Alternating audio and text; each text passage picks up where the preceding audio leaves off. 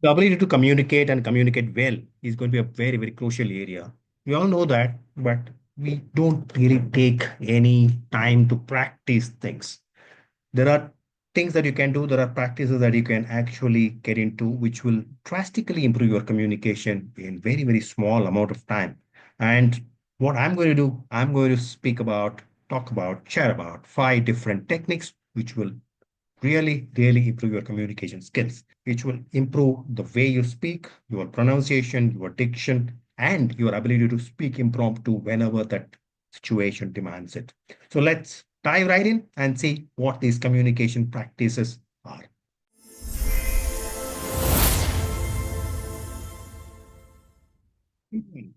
What I call as 1 minute challenge. Take a topic, speak for a minute, and record it in your mobile. Great recording device. All of us have is a mobile phone. Record it on your device and review. Look at whether you have used any filler words. What are the filler words? Uh, um, uh, uh, all of these are filler words. When you repeat something, when you repeat ha, all of that are filler words. When you repeat, some people repeat so. Some people repeat not really, not really, not really. Some people repeat well. All of these are filler words. It could be aha, and so on. It could be well, it could be so. All of this, when they get repeated, they become filler words. They take away from your confidence. They make people believe that you are not so confident, not so master in your subject. All of that impression gets created by these filler words. It's important to get rid of these filler words. So 1 minute exercise, take a topic, talk about it, look at how many times you are using these filler words and talk about the same topic second time, removing the filler words. Talk about the same topic third time, removing the filler words, removing so well all of these words and see how well you are able to speak. And when you do it for continuously 3, 4, 5 weeks, you are going to be master of speaking about anything without these filler words coming and harming your way. I've given all of these exercises in the downloading below in the description section, and you can download, you can practice it, but practice start with this 1 minute challenge. It will give you amazing results. Start practicing.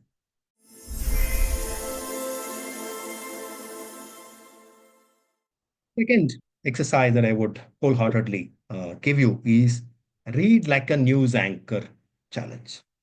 You might be admiring a particular news anchor. It could be anyone that you really like on the TV space. It could be anyone that you really like on the social media space. Anyone who's a news anchor who delivers a speech in a particular way. It could even be a famous speaker. And as long as you admire his style or her style and you want to improve on yourself, absolutely fine. Take that famous quote, take this famous speech, take this famous book that you are interested in and read it like the news anchor would have read. Initially, you might sound like a robo. Initially, you might sound very artificial. It's all okay. It's par for the course.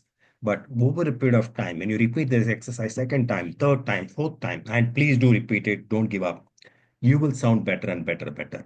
Look for, are you coming across clear? Look for your tonality. Are you able to use different tonality? Are you able to say the same tonality, same way of pace of? Don't do that. So go up, go down with the intonation, with the words, with the meaning of the words, what the meaning of the words are at that point in time. If you're talking about a very sad incident, then you should be pausing. You should be giving that emotional clarity in your speech. If you're talking about a great incident, you should talk with excitement, and that excitement should come through your tonal clarity. All of that will make the way you speak much better. That is challenge number two. Do practice, record, review, track, and you will become better in no time.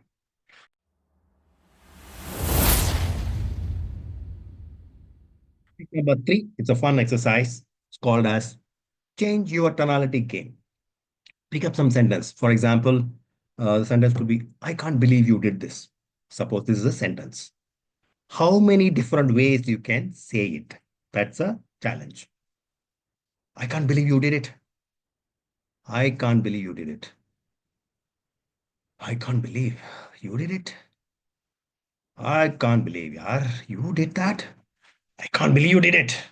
So there are different ways of saying the same sentence, and the same sentence will have different meanings the way you say it. It's not the meaning, many times is not in the words that you say it, in how you say those words. So that's an important lesson. When you practice this, you would get to know, even otherwise you should be knowing it. Even if you don't know it, the more you practice this game, you get to know it because the meaning changes. Meaning changes from fun in sometimes you did it to a seriousness. You did it to a question, I can't believe you did it, to excitement and so on and so forth, depending on the tonality that you impact, put into this sentence. Try this, track it, how you are saying it, every time you say it, how it is sounding. Maybe you can opt in your friends and get their feedback in terms of how you are saying it, what they understand from it, and so on and so forth. When you track it over a period of time with different kinds of sentences, different kinds of statements, different kinds of paragraphs, when you impact, put in different tonality on all of this, you also learn to vary your tonality when you actually go on to that stage, when you actually go on to give that speech, when you are actually giving that presentation. All of these practices would help you there. So start practicing.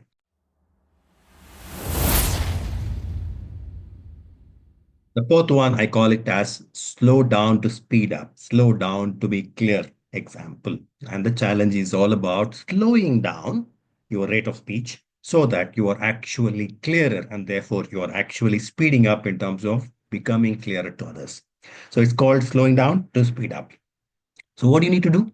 The practice, the challenge is very simple. Take a paragraph and read it out slowly so that every word is clear, every word is given the tonality that it deserves, every word is given the meaning that it has to be said with. And by slowing down and by enunciating words very clearly, you are speaking at the rate which is much slower than you would have actually spoken about. That is slowing down to speed up in terms of clarity aspects. When you actually slow down and when you actually start slowing down and speak in a slow manner, you realize that people are able to understand you much better. People are able to appreciate what you're actually meaning in a much better manner. And more than that, when you actually slow down, it brings a gravitas in the whole speech. People seem to understand that you are talking about something very important and they pay more attention when you actually slow down.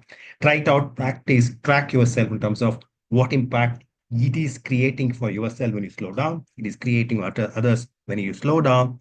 All of this tracking, all of this reflection would actually help you understand what happens when you actually slow down. Practice it, track it, understand from it.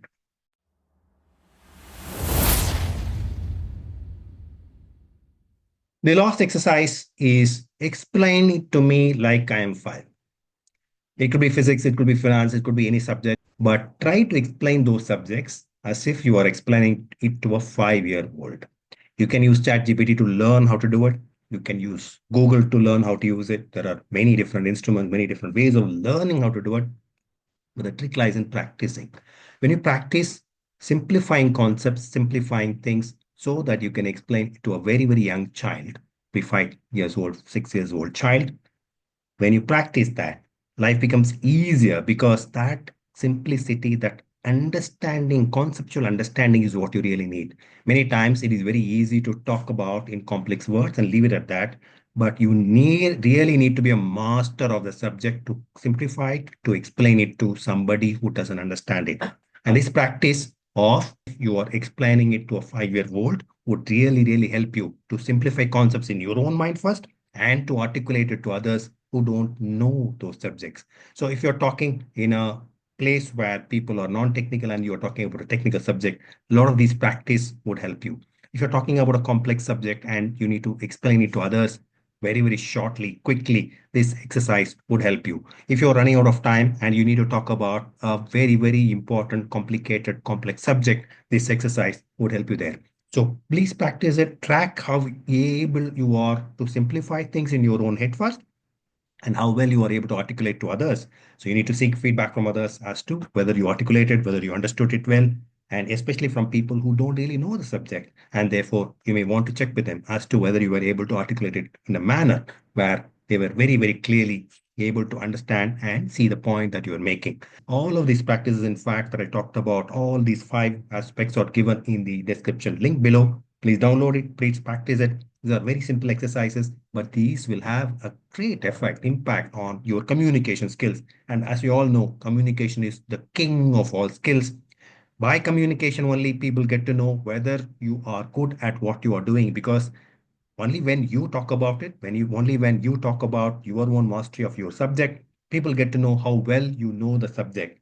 And even if you are 10 on 10 on your subject, but your communication skills are 4 on 10, I will see you as 4 on 10 on your skills, because that is all that I can get to see basis what I interact and how well you are able to articulate that.